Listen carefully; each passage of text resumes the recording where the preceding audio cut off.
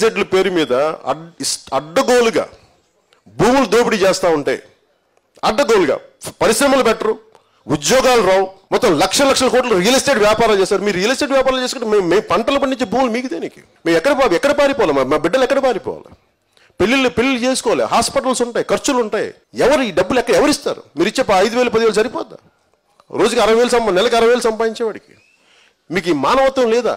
ఇక అన్ని భూములు తీసుకొని మీరు ఏం చేస్తారు? ఎక్కడికి పారిపోతారు? అంటే నాకు అనేది ఏంటంటే, నేను మీ కింద బానిసత్వం చేయాలి. వాళ్ళ పంటల్లోనే వాళ్ళ పొలాల్లోనే బానిసత్వం ఈ అనామక వర్గాలుగా మిగిలిపోవాలి. అదే మీరు కోరిక? అదే సింగపూర్ అభివృద్ధి? అనామకులు చేయటమా? మొత్తం ధ్వంసం చేయటమా? మీకు తెలిసిన ఒక భూమి వెనక ఎంతమంది ఉంటాయి. మన భూమి తవ్వితే భూమి పూజ ఎందుకు చేస్తాం? తల్లి చెట్టు పుట్ట ఉంటుంది, పాములు ఉంటాయి, పక్షులు ఉంటాయి, మన కీటకాలు ఉంటాయి, వాటికి సారీ చెప్పడం. తల్లి అందుకు మనం పూజ చేస్తాం, భూమి పూజ, క్షమించమని చెప్పడానికి. అలాంటిది ఇన్ని ఎకరాలు ఇంతమందిని ధ్వంసం చేస్తుంటే ఎన్ని క్షమాపణలు చెప్పాలి తెలుగుదేశం ప్రభుత్వం ప్రజలకి? ధ్వంసం చేస్తున్నారు మీరు. మీరు దయచేసి ఇన్ని వేల ఎకరాలు ప్రశాంతంగా చేయండి, మీ అభివృద్ధి మేము అడ్డుకోం. కానీ మీరు ప్రజా జీవితాలను కానీ అస్తవ్యస్తం చేసి దోపిడీ చేస్తానంటే మటుకు ఒకవేళ నేనే లీడ్ చేస్తాను. లీడ్ చేసినప్పుడు మీరు పోలీసులు పెట్టి మీరు తుపాకులు పెడితే ఆ తుపాకులు ఎదురులేదు. నేను అలాంటి ఎక్స్ట్రీమ్ వ్యాపారం ఉంది.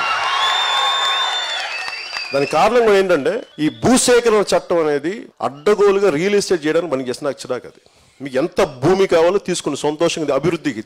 ఏ రైతు కూడా, నేను చిత్తూరు మదనపల్లికి వెళ్ళినా అడ్డగోలుగా మనకి భూములు కొట్టేసినా కానీ ఇల్లు కొట్టేసినా కానీ వాళ్ళు అడిగేది ఒకటి ఏంటంటే, మేము అభివృద్ధికి ఎదురు కాదు, మాకు నష్టపోతున్నాం, మాకు కొంత డబ్బులు ఇవ్వమని చెప్పండి. డబ్బులు ఇవ్వరు. మా ఇష్టం, మేము ప్రభుత్వం కొట్టేస్తాం, మీరెవరు అడగడానికి? ఏదంటే బెదిరిస్తారు. ఇది విప్లవాలు ఎందుకు వస్తాయంటే, ఈ రోజున పోలీసు వారిని కానీ రెవెన్యూ శాఖ వారిని ప్రజలు తిడతా ఉన్నారు. నేను ఒక ప్రభుత్వ ఉద్యోగ కొడుకుని. ప్రభుత్వ ఉద్యోగులకి వారు డెసిషన్ తీసుకోరు, వాళ్ళ బాసులు చెప్పింది చేయాలి. కానీ ఈ రోజున తెలుగుదేశం ప్రభుత్వం చేస్తున్న బిగ్గెస్ట్ తప్పు ఏంటంటే, కోపం అంతా రెవెన్యూ శాఖ మీద, పోలీస్ శాఖ మీద వెళ్ళిపోయింది. ఇది తెలుగుదేశం ప్రభుత్వం తాలూకు వైఫల్యం. పోలీసులు చేయని తప్పుకి, రెవెన్యూ శాఖ చేయని తప్పుకి వాళ్ళు ఫలితం అనిపిస్తున్నారు. వాళ్ళు ఏమో ఏమని చూపిస్తున్నారు. ముఖ్యమంత్రి గారిని ఎవరేమనలేరు, వారి రాజకీయ నాయకులను ఏమనలేరు. ఇది నాకు అనిపించింది. దీన్ని కానీ అడ్డుకోకపోతే, ఈ భూసేకరణ చట్టం మీరు అడ్డగోలుగా ప్రయోగిస్తుంది, ఇది ఏమైపోతుంది? ఎక్కడికి వెళ్ళినా అభివృద్ధికి ఎవరు వ్యతిరేకం కాదు. మీరు వంశధారికి వెళ్ళండి, మాకు ఎండ నీడ పడదు మా మీద, అంత పచ్చటి ప్రాంతం. వాళ్ళు భూములు వదిలేసుకుంటే వాళ్ళు పట్టించుకునే వాళ్ళు లేరు. వాళ్ళు అడిగిన కేసులు ఏం పెట్టారు తెలుసా? వాళ్ళందరి మీద, ప్రతి ఒక్కరి మీద. మొత్తం పిపిడి యాక్ట్, కూర్చోబెట్టి గుండా యాక్ట్, వాళ్ళ మీద, రైతుల మీద గుండా యాక్ట్లు ఏంటండి? 144 సెక్షన్ ఉండవాళ్ళు. 2 నుంచి 4 లోపు ఉండాలా? వాళ్ళే ఉగ్రవాదులా? వాళ్ళే సంఘ వ్యతిరేక శక్తులా? రాత్రుల పూట ఎవరు వస్తే దొంగలు వస్తారు. రాత్రుల పూట మీకేం పైన వాళ్ళ పొలాల్లో తీసుకెళ్ళిపోవడానికి? రాత్రుల దొంగలు వస్తారు. మరి ఏం భూమి దొంగలిపోతారు? కానీ మన బాధగా ఉంది, నవ్వులాటుగా ఉంది. కానీ ఎవరు రోడ్లు వేసుకున్నా రోడ్లు తీయడం ఎంతసేపులే. ఇది తెలుగుదేశం ప్రభుత్వంకి ఏంటంటే, ఇందాక రష్యన్ కథ చెప్పినట్టుగా, మీరు ఇన్ని వేల ఎకరాలు సంతోషంగా తీసుకున్నారు, సంతోషంగా నిర్మాణం చేసుకోండి. రోడ్డు కావాలి ఉండవల్లిలో, మీకు ఎంత రోడ్డు కావాలో అంతే తీసుకోండి. అంతేగాని అత్యాశకి వెళ్ళిపోతే అసలుకి ఎసరు వస్తుంది, మొత్తం ఆగిపోతుంది. జాగ్రత్త, ఆగిపోండి. ఇక్కడి నుంచి చాలా జాగ్రత్తగా బాధ్యతగా చేయకపోతే ఒక సరికొత్త తరం మేల్కొంటుంది. ఎక్కడికి వెళ్ళినా ఉద్యోగాలు లేవు, పరిశ్రమలు లేవు, ఉద్యోగ అవకాశాలకు సంబంధించి స్కిల్ డెవలప్మెంట్ లేదు. వాళ్ళ అబ్బాయికి జాబ్ ఇస్తే సరిపోద్దా?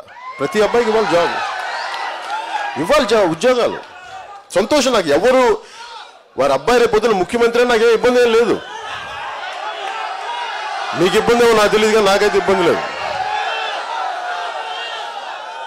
కానీ ఆయన ముఖ్యమంత్రి అయితే ఏం చేస్తాను నాకు భయం, అదొక భయం ఉంది. అయితే ఉండవల్లి వెళ్ళిపోద్దాము, పెనుమాకి వెళ్ళిపోద్దాము, బేదపూడి వెళ్ళిపోద్దాము. అసలు భూములు అంటే ఓ కామెంట్ చేయండి. ఎప్పటికప్పుడు మా వీడియోస్ చూడాలంటే సబ్స్క్రైబ్ చేసుకోండి.